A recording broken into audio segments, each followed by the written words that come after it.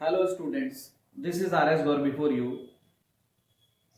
Congratulations to all my students on Happy Republic Day of our country. Today I am making a video on the book of 12th class. The lesson is the third level of Vistas. The writer of this lesson is Jack Finney. In this lesson, there are three characters.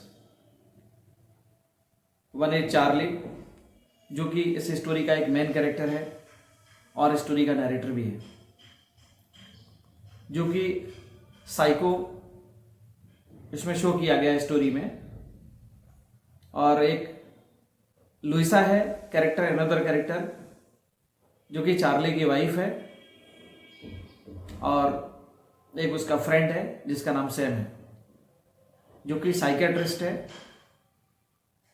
और उससे consultation, Charlie है अपने friend से consultation करता है about her problem and about the grand central station. He converse about the grand central station. The story starts from the grand central station. Charlie एक बार grand central station पर पहुंचता है और वहां से वो सोचता है कि मैं अपनी वाइफ के पास जल्दी से पहुंचूं। तो वो रास्ता सोचता है कि बस से जाऊं या फिर किसी दूसरे साधन से जाऊं, बट वो सोचता है कि मैं ट्रेन से जाऊंगा तो जल्दी पहुंच जाऊंगा। और उसकी हैबिट थी ऐसी कि वो नए नए रास्ते ढूंढता था और सोचता था कि मैं किसी सबवे से जाऊंगा। तो ग्रैंड सेंट्रल स्टेशन था, उस पर दो प्लेटफॉर्म्स थे, दो लेवल थे उस पर, लेकिन वो थर्ड लेवल उस पर ढूंढने लग जाता है। तो इधर उधर वो एक कॉरिडोर से होते हुए जाता है, तो एक उसको दरवाजा दिखाई देता है अचानक से, और उस दरवाजे पे पहुंच के वो देखता है कि नीचे की तरफ रास्ता जा रहा है। तो उस पर वो चल देता है और 1 किलोमीटर तक उसमें चलता रहता है, लगभग 1 माइल तक। और उसमें मेज टाइप का, भूल भुलैया टाइप का एक रास्ता था, तो उसमें इधर उधर वो जाता है और अल्टीमेटली वो एक प्लेस पर, ऐसे प्लेस पर पहुंच जाता है जहां पर एकदम सुनसान सा था, सॉलिटरी प्लेस था। उसके फुटस्टेप्स की आवाज आ रही थी जब वो चल के उसमें जा रहा था। तो वो थोड़ा सा और आगे बढ़ता है, फिर उसे लगता है कि थोड़ा सा विस्परिंग साउंड आ रही है, मतलब लो साउंड, धीमी धीमी सी साउंड आ रही है। और वो और आगे बढ़ता है, फिर देखता है कि यहां पर तो एक स्टेशन बना हुआ है जो 2 लेवल्स पर जो स्टेशन थे उनसे छोटा है इन द कंपेरिजन।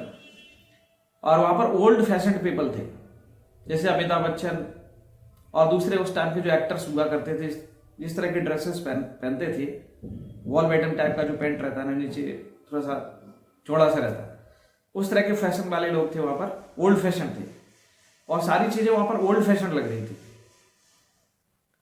वो देखता है कि वहां पर एक ब्रास स्पिटिल रखा हुआ था थूकने के लिए, तो वो ब्रास का था, मतलब ओल्ड फैशन चीजें थी।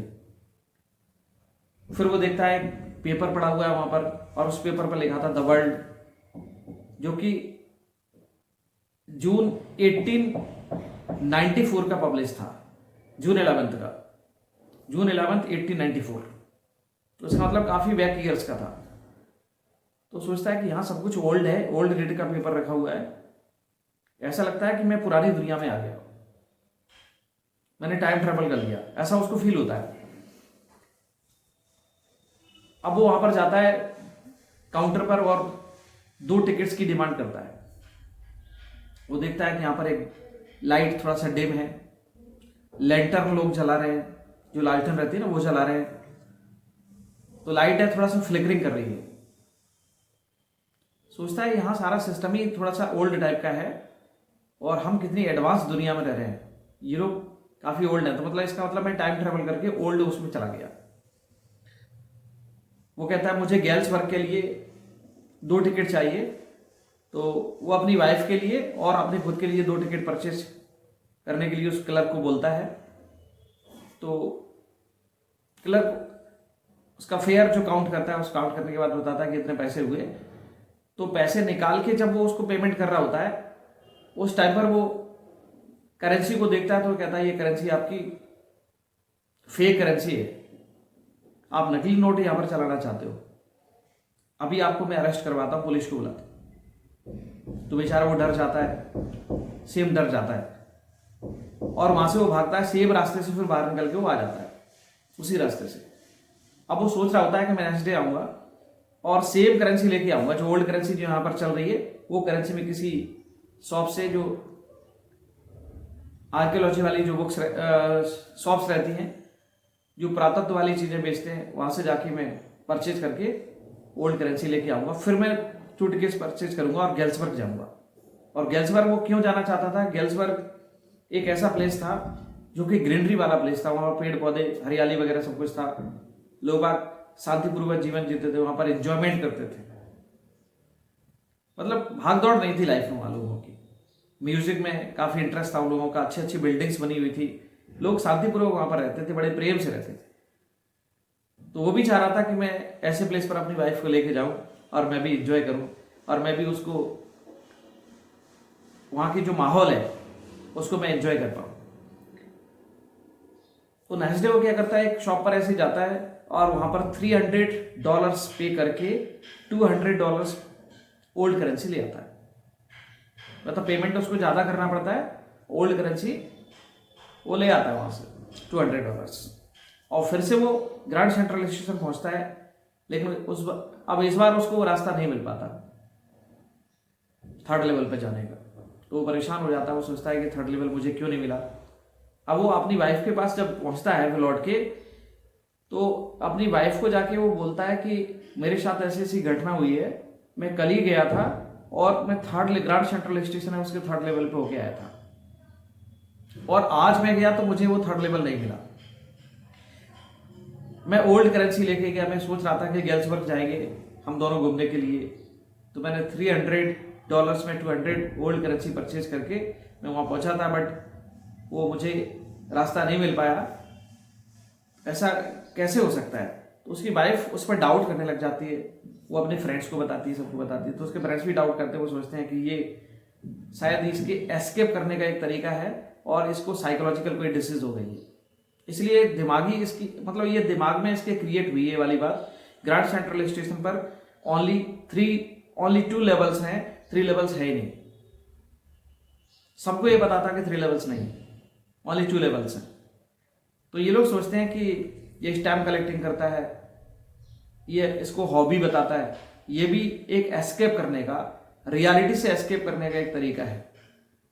और ये दूसरी कहानी उसने एक और सुना दी, गेल्सबर्ग जाने के लिए उसने ग्रैंड सेंट्रल स्टेशन पर थर्ड लेवल देखा।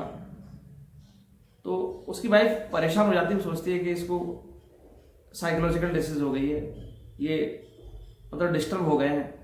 तो वो सोचती है कि इनको अपने, इनके जो फ्रेंड हैं डॉक्टर शेम, जो थर्ड कैरेक्टर स्टोरी का, मैं उनके पास लेके जाती हूँ। तो ये उसकी वाइफ लुइसा अपने हस्बैंड चार्ली को डॉक्टर शेम के पास लेके जाती है, जो साइकेट्रिस्ट उसका फ्रेंड था, और उसको जाके वो सारी बात बताती है। तो डॉक्टर सेम उससे कंसल्ट करते हैं अपने फ्रेंड चार्ली से और उसको बोलते हैं कि आपका ये रियलिटी से एस्केप करने का तरीका हो सकता है। ग्रैंड सेंट्रल स्टेशन पर ओनली 2 लेवल्स हैं, उसमें थर्ड लेवल है ही नहीं, और ये आपकी ओनली माइंड की क्रिएशन है, ये आपने केवल दिमाग से ऐसा सोच लिया है, ये रियलिटी में ऐसा नहीं है। तो वो कहता है कि मैं स्टैम्प कलेक्टिंग करता हूँ। फिर तो आप उसको भी कहेंगे ये भी एक एस्केप करने का तरीका है। बोले श्योर, निश्चित रूप से ये भी एक तरीका है आपका उसे रियलिटी से एस्केप करने का। तो वो भी ऐसे फिर रिप्लाई करता है। चार्ली कहता है कि जो फ्रैंकलिन रूजवेल्ट अमेरिका के जो प्रेसिडेंट है, उनकी भी हॉबी है, तो क्या वो भी रियलिटी से एस्केप करना चाहते हैं? क्या वो भी साइकोलॉजिकल डिसीज से सफर कर रहे हैं? उनको भी बीमारी है साइकोलॉजिकल, क्या वो भी साइकिक हो गए, वो भी साइको हो गए? बोले ऐसा नहीं है, वो अपना वर्क करते हैं, वो प्रेसिडेंट हैं, पूरे देश को संभाल रहे हैं, वो अपना वर्क करते हैं। उसके बाद एक्स्ट्रा जो टाइम बचता है उसमें वो कोई हॉबी वाला वर्क करते हैं, देन दैट इज हॉबी।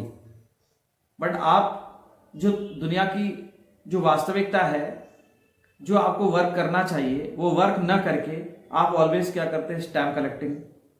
दूसरा, आपने एक स्टोरी और ये बना ली, कुछ ना कुछ इस तरह का जो आप सोचते रहते हैं, ये आपके दिमाग की उपज है और आप ऑलवेज फ्री है, तो इसको हम हॉबी नहीं कह सकते। मतलब आपको इस जो विशफुल वर्ल्ड है, कोरी कल्पना वाली जो दुनिया है, उससे बाहर निकल के आना पड़ेगा। ये विशफुल वर्ल्ड वाली जो दुनिया है उसमें आप जाना चाहते हो रियलिटी से बचने के लिए, ऐसा उसका फ्रेंड बोलता है। अल्टीमेटली वो वहाँ से लौट के आ जाता है, उसके बाद समझ में आ जाती है, उसकी वाइफ उसको समझाती है, तो वो ग्रांड सेंट्रल की स्टेशन की जो बात थी 3rd लेवल वाली, उसको वो छोड़ देता है। और वो अब थोड़ा सा स्टैम्प कलेक्टिंग है वो नाउ एंड देन करता है।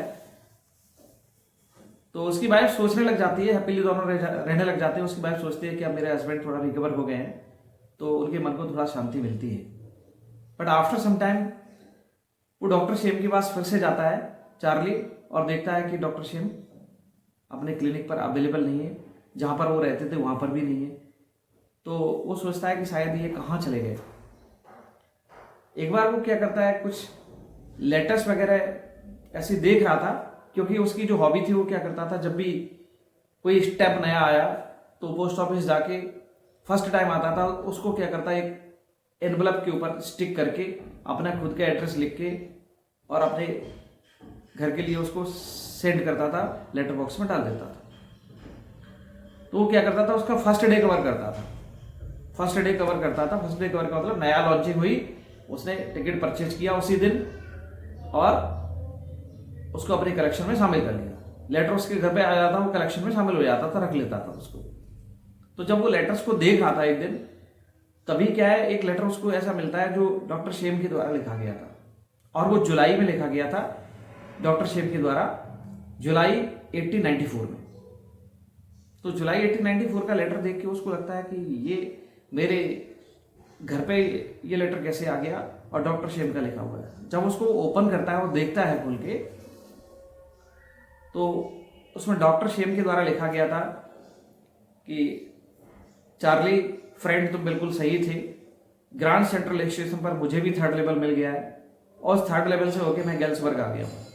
और गैल्सबर्ग एक बहुत अच्छा प्लेस है, यहाँ पर लोग बड़े शांति से रहते हैं, कोई अपना म्यूजिकल इंस्ट्रूमेंट बजा रहा है। मेरे पड़ोस में अभी देखो मुझे म्यूजिक सुनाई दे रहा है, गिटार बजा रहे हैं कोई। तो आप दोनों, लुइसा और चार्ली, चार्ली और लुइसा, आप दोनों भी गैल्सबर्ग आ जाओ। यहाँ पर हम शांतिपूर्वक लाइफ जिएंगे, स्पेंड करेंगे, साथ साथ रहेंगे यहाँ पर।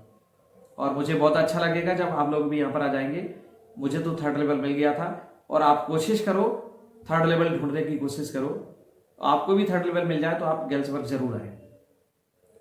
तो चार्ली अल्टीमेटली सोचने लग जाता है कि मेरा मतलब मैंने डॉक्टर शेम को अपना साइकियाट्रिस्ट डॉक्टर क्यों चुना, मैं उसके पास क्यों गया। उसको भी ऐसा लगने लग जाता है, वो सोचता है ये खुद ही साइको है, तो मैंने इसको कैसे चुन लिया। तो स्टोरी काफ़ी इंटरेस्टिंग है, बट काफ़ी कंफ्यूजिंग भी है। यदि आप लेसन पढ़ेंगे तो हो सकता है आपको कम समझ में आए। तो आप मेरे इस स्टोरी के वीडियो को वॉच करिए, आपके 12th क्लास के एग्ज़ाम के लिए काफ़ी हेल्पफुल होने वाला है ना। इससे आप आंसर बना पाएंगे, और इसको बहुत अच्छे तरीके से आप पढ़िए। Thank you, have a nice day to all my students. अगर आपको स्टोरी पसंद आई है तो आप इसको लाइक करिए, चैनल को सब्सक्राइब करिए एंड शेयर करिए। Thank you.